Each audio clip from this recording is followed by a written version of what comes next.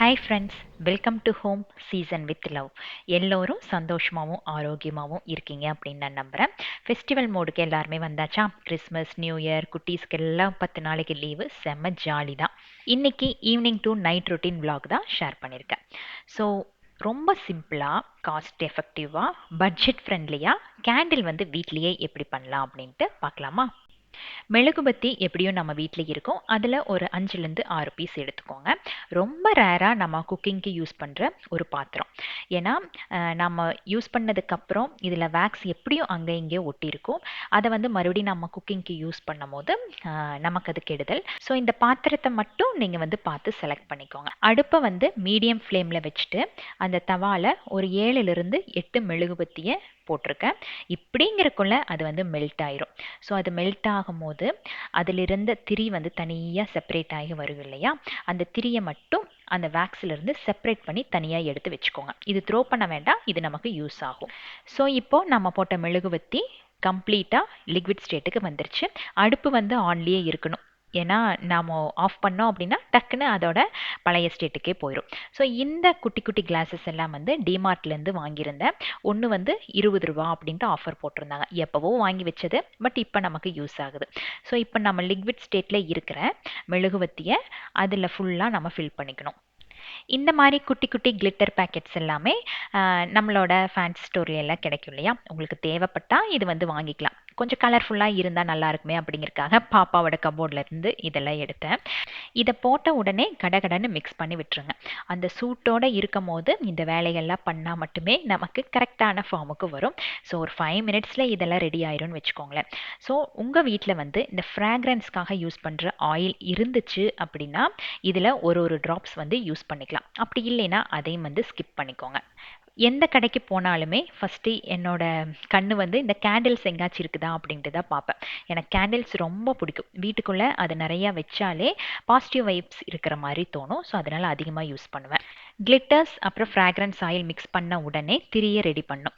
திரி already நம்ம மெழுகுவத்திலிருந்து எடுத்து வச்சுருக்கோம் இல்லையா? அது நம்ம எந்த கப்புக்கு யூஸ் பண்ணுறோமோ அதுக்கு தகுந்தாற் போல் சைஸில் கட் பண்ணிவிட்டு ஒரு டூத் பிக் இல்லைன்னா ஏதாச்சும் ஒரு குச்சியில் ரொம்ப லூஸாக டை பண்ணிவிட்டு அதோட சென்டர் பார்ட்டில் வச்சுருங்க.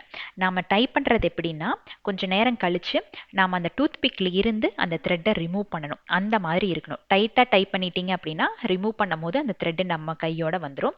ஸோ ரொம்ப லூஸாக வந்து டைப் பண்ணி அதோட சென்டர் பார்ட் பார்த்து கரெக்டாக வச்சுருங்க. ஸோ இதெல்லாம் கம்ப்ளீட்டாக செட் ஆகட்டும். இதுக்கு கண்டிப்பாக ஒரு 15 மினிட்ஸ்க்கு மேலே டைம் எடுக்கும் அப்படின்ட்டு அந்த கேப்பில் டெரஸுக்கு போயிட்டேன். வாழைப்பழத்தை வந்து ஊற வச்சுருந்தேன் லாஸ்ட் வீக் நம்மளோட மினி விலாகில் ஷேர் பண்ணியிருந்தேன் இல்லையா? ஸோ டெரஸில் இருக்கிற செடிகள் எல்லாத்தையுமே வந்து ஓரளவுக்கு ட்ரிம் பண்ணி விட்டாச்சு. ஸோ அதுக்கு வந்து கம்போஸ்ட் போடுறதுக்கு பதிலாக இந்த மந்த் வந்து நம்மளோட ஹைபிஸ்கஸ் பிளான்ட்ஸ் எல்லாத்துக்குமே இதுதான் உரம்.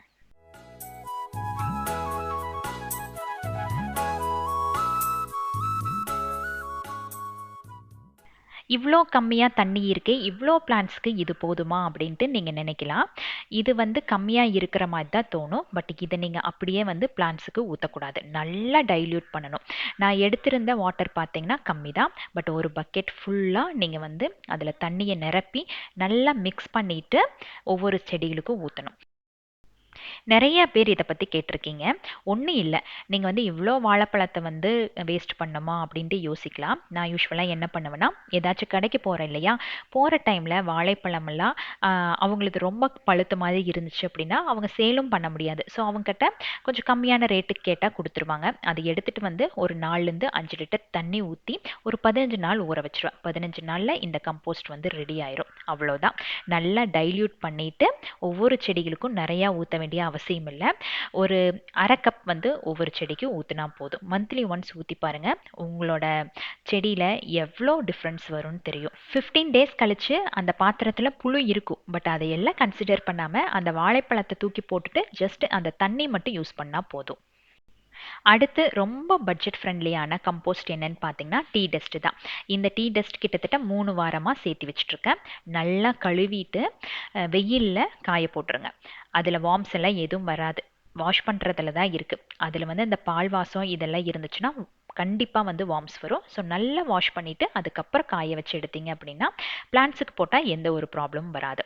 மோஸ்ட்லி ஃப்ளவரிங் பிளான்ட்ஸ்க்கு நான் இது யூஸ் பண்ணுவேன். நம்மக்கிட்ட இருக்கிறது எல்லாமே அதுதான். ஏன்னா பூச்செடிகள் எனக்கு ரொம்ப பிடிக்கும். அதனால இந்த தடவை இந்த டீ தூள் எல்லாமே முல்லைப்பூ, மல்லிகைப்பூ, ஜாதி முல்லை இதுக்கு எல்லாத்துக்குமே யூஸ் பண்ணிட்டேன். நிறைய பேர் சொல்கிறீங்க இல்லையா, அக்கா க்ளவுஸ் போடுங்கக்கா, இதெல்லாம் வந்து எப்படிங்க்கா தொடுறீங்க, அந்த வாழைப்பழத்தையெல்லாம் பார்க்கும்போது எனக்கு கஷ்டமாக இருக்குக்கா, அதெல்லாம் வீடியோவில் காட்டாதீங்கக்கான்னு கூட சில பேர் கமெண்ட்ஸ் போட்டிருக்கீங்க. பட் எனக்கு இதெல்லாமே எதுவுமே தோன்றதில்லை. ஒரு குழந்தைய வளர்த்தும் போது எல்லா விஷயங்களையும் நம்ம பார்த்து பண்ணி தான் ஆகிறோம். அந்த மாதிரி தான் எனக்கு வந்து இந்த செடிகளை பார்க்கும்போது இன்னுமே கஷ்டமாக இருக்கும். ஏன்னா இவங்களை எல்லாத்தையும் வந்து நிலத்துல வச்சோம் அப்படின்னா இதோட growth இன்னுமே நல்லா இருக்கும். ஸோ இப்போ கூட நான் ஹஸ்பண்ட் கிட்ட சொல்லிட்டு இருக்கேன், ஊருக்கு போகும்போது ஒரு 4-5 செடிகளாக நம்ம இங்கிருந்து எடுத்துகிட்டு போய் தோட்டத்தில் வச்சிடலாம். அது இன்னுமே வந்து அதோட வளர்ச்சி நல்லா கொடுக்கும். ஸோ அந்த மாதிரி ஏதாச்சும் பண்ணலாம். எனக்கு இதில் இந்த குட்டி பாட்டுக்குள்ளே வச்சு பார்க்கும்போது ரொம்ப கஷ்டமாக இருக்குது, அதோட வளர்ச்சியை நாமளே தடுக்கிற மாதிரி இருக்கே அப்படின்ட்டு. க்ளவுஸ் போடுறது அப்படிங்கிறது நல்ல ஆப்ஷன் தான், நல்லதுக்காக தான் சொல்கிறீங்க, அதை நான் வந்து தப்பே சொல்லலை. கண்டிப்பாக அது நான் ட்ரை பண்ணுறேன். பட் ஒரு தடவை வாங்கி பார்த்துட்டு எனக்கு கம்ஃபர்டபுளாக இல்லை, அதனால் அதை தூக்கி போட்டுட்டு கையிலேயே யூஸ் பண்ண ஆரம்பிச்சிட்டேன்.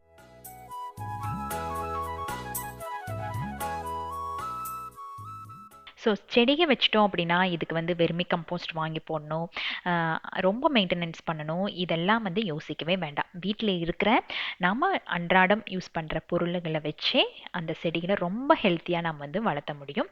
அதில் 2 முக்கியமானது வந்து இந்த வாழைப்பழ கம்போஸ்ட், அப்புறம் வந்து இந்த டீ தூள், அப்புறம் முட்டை பற்றி நான் ஆல்ரெடி சொல்லியிருக்கேன் இல்லையா. இந்த 3 தான் வந்து அடிக்கடி கொடுப்பேன். ஹோம் கம்போஸ்ட் நம்மளது ரெடி ஆகிறதுக்கு கிட்டத்தட்ட ஒரு 2லேருந்து 3 மாதம் ஆயிரும். அதனால ரொம்ப ரேராக தான் செடிகளுக்கு போய் சேரும்.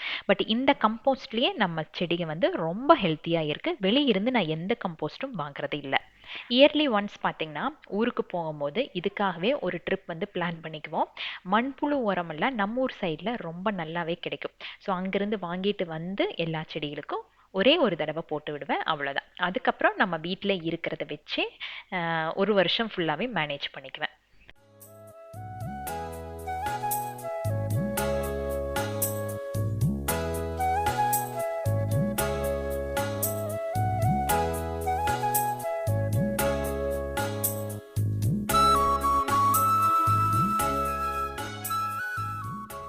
ஸோ டெரஸில் வேலைகள்லாம் முடிக்கிறக்கே கிட்டத்தட்ட 1/2 அன் ஹவருக்கு மேலே ஆயிடுச்சு. கீழே வந்து பார்க்கும்போது நம்மளோட கேண்டில் ஃபுல்லாகவே செட் ஆயிடுச்சு. நல்லா கெட்டியாயிரும், பழைய ஃபார்முக்கே வந்துடும். அதுக்கப்புறம் நாம் அதில் இருக்கிற டூத் பிக் இல்லைன்னா குச்சி யூஸ் பண்ணியிருப்போம் இல்லையா, அது எல்லாத்தையும் அழகாக ரிமூவ் பண்ணிடுங்க. லூஸாக இருந்துச்சு அப்படின்னா உங்களுக்கு ரிமூவ் பண்ணுறதுக்கு ஈஸியாக இருக்குன்னு சொன்னேன் இல்லையா, அது இதுக்கு தான். இப்போ அந்த முடிச்ச கழட்டி விட்டுட்டீங்க அப்படின்னா அந்த திரி ரொம்ப பெரிய சைஸாக இருக்கும். உங்களுக்கு எந்த சைஸ் வேணுமோ அதுக்கு தகுந்தாற் போல் அதை கட் பண்ணி எடுத்துட்டீங்க அப்படின்னா சூப்பராக நம்மளோட home made candle, budget friendly candle வந்து ஈஸியாக ரெடி ஆயாச்சு. ஒரு கேண்டில் வந்து எனக்கு கிட்டத்தட்ட 15 நாளைக்கு மேலே யூஸ் ஆகும்.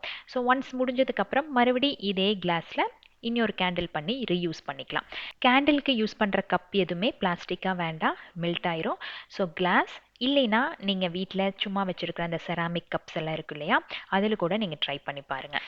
இன்னும் கொஞ்சம் ஃபேன்சியாக வேணும் அப்படின்னா இதுக்கான கலர்ஸ் எல்லாமே ஃபேன்சி ஸ்டோரில் விற்பாங்க, அதை வாங்கி கூட நம்ம யூஸ் பண்ணிக்கலாம்.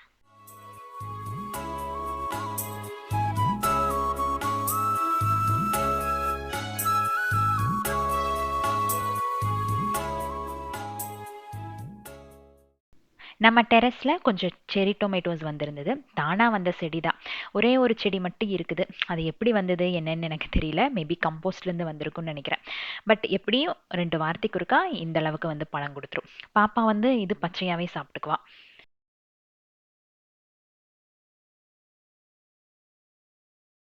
என்னடா இது மித்துக்குட்டி கேரக்டரையே உள்ள காணோம் அப்படின்னு நீங்கள் யோசிக்கலாம்.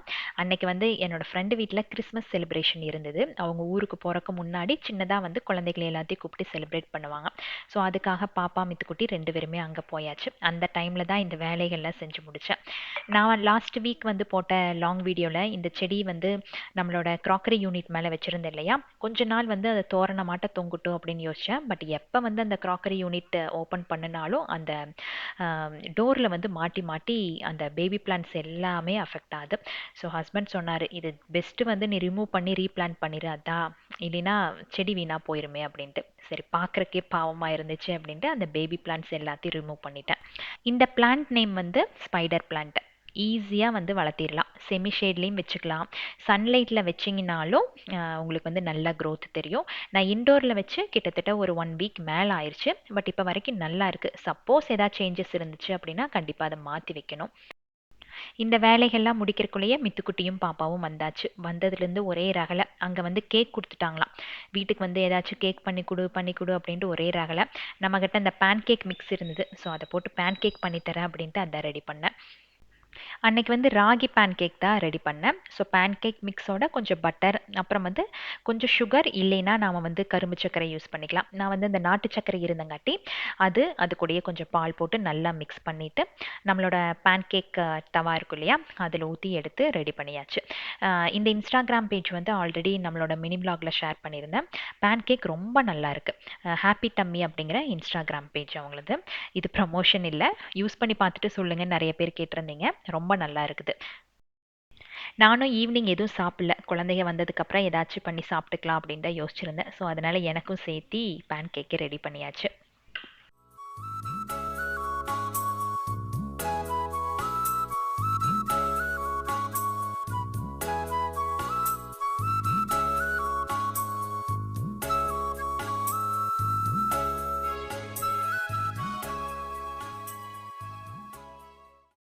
குழந்தைகளாகட்டும் பெரியவங்களாகட்டும் ஃபேவரட்டான ஃபுட் ஏதாச்சும் ரெடி பண்ணிட்டோம் அப்படின்னா கிச்சனை விட்டு நகரவே மாட்டோம் இல்லையா.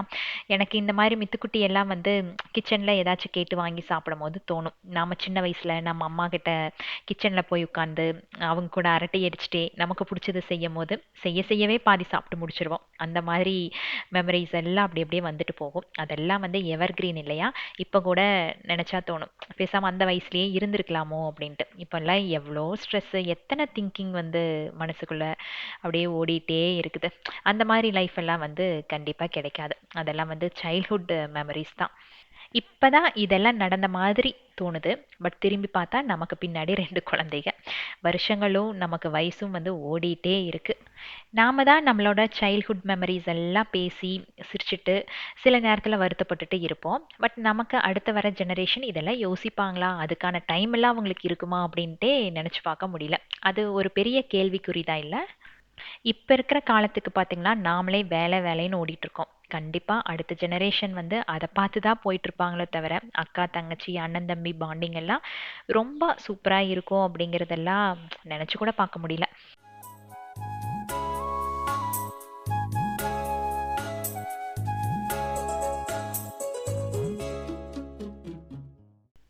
ஸோ ஈவினிங் ஸ்நாக்ஸ் எல்லாம் சாப்பிட்டு நம்ம கட் பண்ணி வச்சுருந்த அந்த ஸ்பைடர் பிளான்ட் இருந்தது இல்லையா, அது எல்லாத்தையும் வந்து நம்ம வீட்டுக்கு முன்னாடி போன தடவை கார்டனர் வந்தப்போ கொஞ்சம் க்ளீன் பண்ணி விட்டுட்டு போனார். அந்த கிரவுண்ட் ஏரியா இருக்குது, அது வந்து கொஞ்சம் எம்டியாக இருந்துச்சு. ஸோ கீழே வைக்கலாமான்னு பார்த்தா இந்த ரேட் எல்லாம் ரொம்ப ஜாஸ்தியாக இருக்குது. அது வந்து குழி தோண்டி தோண்டி விட்டுருது. ஸோ செடிகளுக்கெல்லாம் வந்து ஸ்ட்ரென்த்து பத்தாமல் அப்படியே கீழே விழுந்துருது. அதனால் அதுக்கு மேலே வந்து கொஞ்சம் பாட்ஸ் எல்லாம் அடுக்கி வச்சுருந்தேன், ஒரு 4 பெரிய சைஸ் பாட்டு. அதுலேயே வந்து இந்த ஸ்பைடர் பிளான்ட் வச்சிட்டோம் அப்படின்னா நல்லா புஷியாக வந்துடும். செமிசைடாக தான் இருக்குது. ஸோ கண்டிப்பாக வந்து அந்த இடத்துக்கு அது கரெக்டாக இருக்குமே அப்படின்ட்டு அந்த பாட்ஸில் எல்லாத்தையுமே அந்த ஸ்பைடர் பிளான்ட்டை வச்சாச்சு.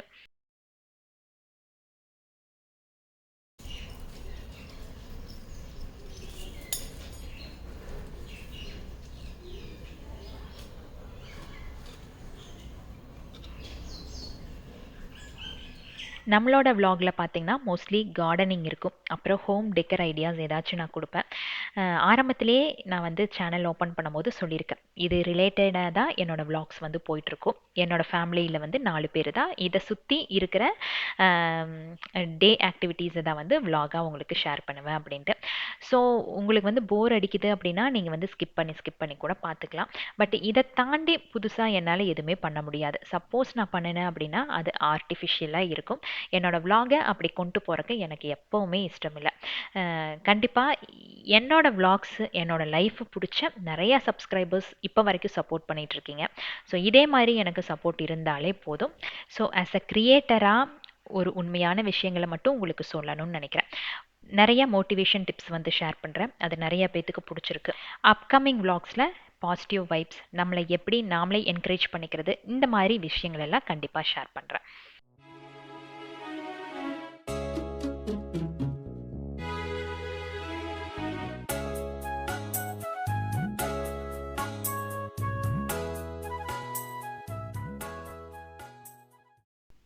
ஸோ வெளியே கார்டன் வேலையெல்லாம் முடிச்சுட்டு வந்த உடனே டின்னர் ரெடி பண்ணுறதுக்கு வந்துட்டேன்.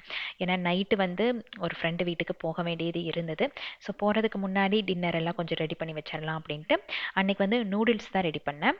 இது வந்து டிஃப்ரெண்ட்டான ரெசிபி. பாப்பாவுக்கு இது ரொம்ப பிடிக்கும். அதாவது கார்லிக்கும் கொத்தமல்லி இருக்கு இல்லையா, அது லெமன் சேர்த்து பண்ணுற ஒரு நூடுல்ஸ். இது அவளோட ரெசிபி. பட் அன்னைக்கு வந்து அவள் கொஞ்சம் படிக்கிற வேலையில் பிஸியாக இருந்தங்காட்டி நானே பண்ணினேன். ஃபஸ்ட்டு டைம் ட்ரை பண்ணேன். பட் பாப்பாட்ட கொஞ்சம் ஐடியா கேட்டு கேட்டு தான் பண்ணேன். நல்லா வந்துருந்துருந்துச்சு. இதில் என்னன்னா நூடுல்ஸை வந்து டைரெக்டாக தண்ணியில் வேக வைக்கக்கூடாது, ஸ்டீம் பண்ணி எடுக்கணும். இதுக்கு ரொம்ப டைம் எடுக்கும். சப்போஸ் உங்களுக்கு இந்த ரெசிபி பண்ணணும்னு தோணுச்சுன்னா நீங்கள் வேணால் பாயில் பண்ணி எடுத்துக்கோங்க. பட் ஸ்டீம் பண்ணி எடுத்தோம் அப்படின்னா இந்த ரெசிபி ரொம்ப நல்லாயிருக்கும். நூடுல்ஸை ஆவியில் வேக வச்சுட்டு ஒரு பவுலில் பெரிய வெங்காயம், பூண்டு கொஞ்சம் ஜாஸ்தியாக எடுத்துக்கோங்க, மல்லித்தலை கொஞ்சம் ஜாஸ்தியாக, இது எல்லாத்தையும் பொடி பொடியாக நறுக்கி எடுத்துட்டு அது கூடயே சில்லி ஃப்ளேக்ஸ் ஆட் பண்ணிக்கோங்க. அப்புறம் மேகி மசாலா கொடுத்துருப்பாங்க இல்லையா, அந்த டேஸ்ட் மேக்கரை அதில் ஆட் பண்ணிக்கோங்க.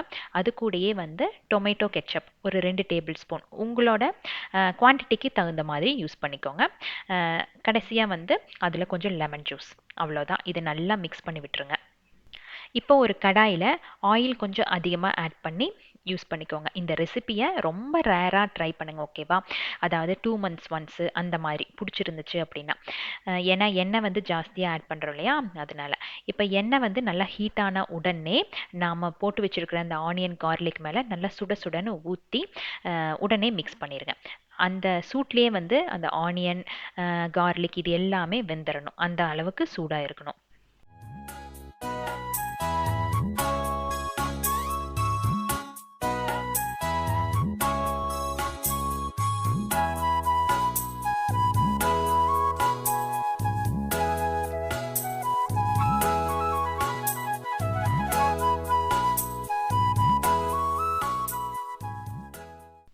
நூடுல்ஸ் வந்து டைரெக்டாக வேக வச்சோம் அப்படின்னா ஒரு 5 மினிட்ஸில் வெந்துடும்.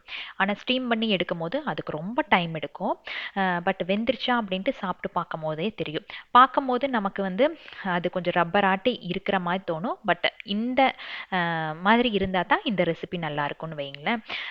ஸோ இப்போ வந்து ஸ்டீம் பண்ண நூடுல்ஸை டைரெக்டாக நம்ம மிக்ஸ் பண்ணி வச்சுருக்கிற அந்த ஆனியன் கார்லிக்கில் ஆட் பண்ணிக்கணும். அவ்வளோதான், இந்த நூடுல்ஸ் ரெசிபி முடிஞ்சுது. இந்த காலத்து குழந்தைகளுக்கு இதுதானே பிடிக்கும். பட் ரொம்ப வந்து ரேராக தான் வீட்டில் பாப்பாவை செய்ய சொல்லுவேன். அவள் செஞ்சா அப்படின்னா அதோட டேஸ்ட் கொஞ்சம் தனியாக இருக்கும். இந்த மாதிரி ரெசிபீஸ் எல்லாத்துலேயும் வந்து அவள் சூப்பர் ஹிட் பண்ணிடுவா. கிறிஸ்மஸ் பக்கம் வந்துருச்சா, ஸ்கூல்லேயும் செலிப்ரேஷன், அப்புறம் அப்பார்ட்மெண்ட்லேயும் செலிப்ரேஷன். இதை பார்த்துட்டு மித்துக்குட்டி ஒரே ஆசை, வீட்டில் வந்து கிறிஸ்மஸ் தாத்தா வந்தே ஆகணும், எனக்கு வந்து கிறிஸ்மஸ் ட்ரீ வச்சே ஆகணும் அப்படின்ட்டு. ஸோ நைட் அவங்க அப்பா எல்லா திங்ஸ் எல்லாம் வாங்கிட்டு வந்து பாப்பாவையும் மித்துக்குட்டியுமே அரேஞ்ச் பண்ண சொன்னார். நூடுல்ஸ் ரெடி பண்ணுன்னு சொல்லிட்டா. பட் எனக்கு வந்து ஒரு டவுட்டு, அதே டேஸ்ட்டு வந்துச்சா என்ன அப்படின்ட்டு. ஸோ பாப்பா அப்பப்போ வந்து அந்த டேஸ்ட்டு மட்டும் செக் பண்ணிட்டு போனான். மித்துக்குட்டி வந்து அந்த நூடுல்ஸ் பிடிக்காது. ஏன்னா அவருக்கு வந்து அந்த மாதிரி நாம் எப்பவும் செய்கிறோம் இல்லையா, அந்த மாதிரி இருந்தால் தான் பிடிக்கும்.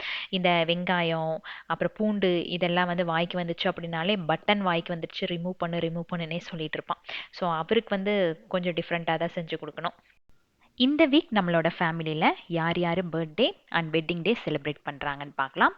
ஆதிஷ் மித்ரன், சுரேஷ் பாபு, மதிகா, கர்ணா, கவிஷ் குமரன், கௌசல்யா சுப்பிரமணியம், லக்ஷ்மி கண்ணன், அத்விகா, அபிதா, ஜெயஸ்ரீ சக்தி, ஜீவா, பிரியா, கமலி, சர்வேஷ், அஞ்சலி, கிரிஷ் கயால்யா, சரண்யா சரண், ரம்யா, சர்வேஷ் குமாரசுவாமி, சுஜிமித்து, அபிஷேவக், கலா, சுகன்யா சண்முகம், ஸ்ரேயா ரோஹித், கனிகா ஸ்ரீ, வருண் கிரிஷ் யாதவ், ஜெயஸ்ரீ சக்தி, Gowri, Angala Parameswari, Sarveswaran Aadhira, Suresh Jeyarani, Ramya, Aparna Abhishek, Jeba Malar, Pandi Subramani, Raja Divya, Ananya, Kavisaran, Sabareeswarakumar, Mugivarshan, Amirtha Priya Vijay, Kumaravel Neya, Jagadeesh, Shanthi, Vinithra Sakthikumar, Sowmiya Moorthy, Krish, Bharathi, Niraai, Jeyaraj, Anitha, Ganesan, Fathima, Fasliya. Wedding day celebrate பண்ணுற எல்லோருக்குமே திருமண நாள் தின நல்வாழ்த்துக்கள். அதே மாதிரி பர்த்டே செலிப்ரேட் பண்ணுற அனைவருக்குமே பிறந்த நாள் தின நல்வாழ்த்துக்கள். இன்று போல என்றுமே சந்தோஷமாகவும் ஆரோக்கியமாகவும் வாழணும். டின்னர் மட்டும் குயிக்காக ரெடி பண்ணி வச்சுட்டு நான் மட்டும் ஃப்ரெண்டு வீட்டுக்கு போயிட்டு வந்துட்டேன். வந்ததுக்கப்புறம் பார்த்தா இவங்க வீட்டையே கலைச்சி வச்சுருக்காங்க. ஸோ வந்து கொஞ்சம் கிறிஸ்மஸ் ட்ரீ எல்லாம் டெக்கரேட் பண்ணுறக்கு கொஞ்சம் ஹெல்ப் பண்ணேன். பட் எனக்கு வந்து எக்ஸாக்டாக இதுதான் பண்ணோம் அப்படின்ட்டுலாம் தெரியல. எனக்கும் பாப்பா மித்துக்குட்டிக்கு தெரிஞ்ச அளவுக்கு வந்து பண்ணியிருக்கோம்.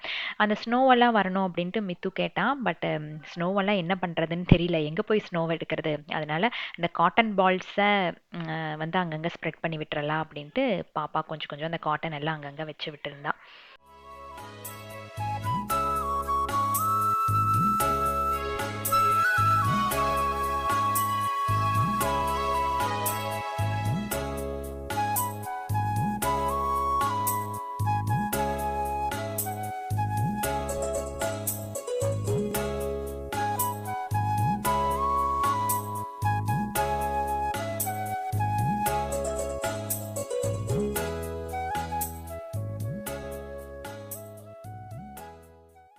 அன்னைக்கு நைட் டின்னருக்கு எனக்கு பாப்பாவுக்கு மட்டும் அந்த நூடுல்ஸு, ஹஸ்பண்டுக்கு வந்து அந்த மாதிரி எல்லாம் செஞ்சால் பிடிக்காது. பாஸ்தா, நூடுல்ஸு, இந்த மாதிரி இட்டாலியன் ஐட்டம்ஸ் எல்லாம் வந்து எதாவது பண்ணணும்னு வைங்களேன், சுத்தமாக சாப்பிட மாட்டார். அவருக்கு 3 நேரம் சம்பார் ரவை இருந்தால் போதும். ஏன்னா அவங்க ஊர் பழக்கம் அப்படி.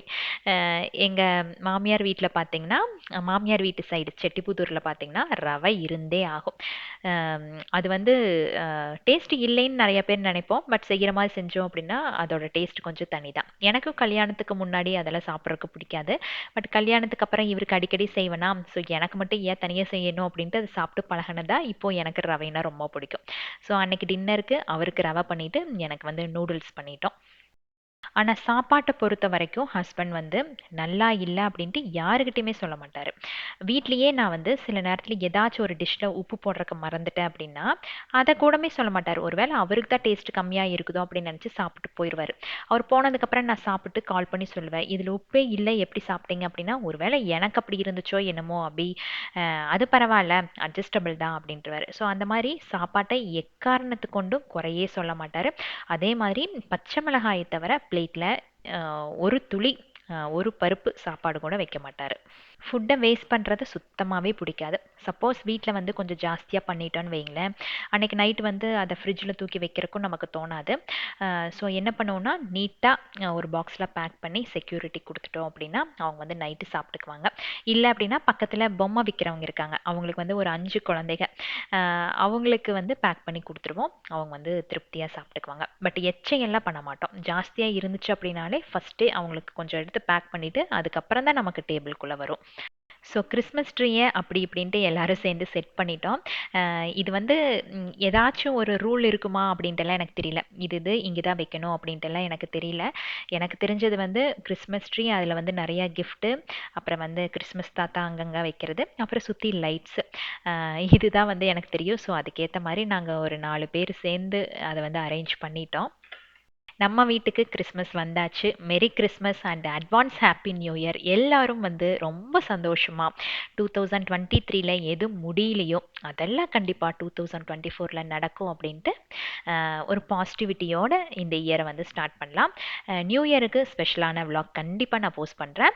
இது வந்து கிறிஸ்மஸ் விலாக். கண்டிப்பாக நீங்கள் வந்து இந்த வீடியோவை என்ஜாய் பண்ணி பார்த்துருப்பீங்கன்னு நினைக்கிறேன். நெக்ஸ்ட் வீக் இன்னொரு இன்ட்ரெஸ்டிங்கான லாங் வீடியோவில் உங்களை நான் சந்திக்கிறேன். Keep supporting me. Thanks for வாட்சிங்.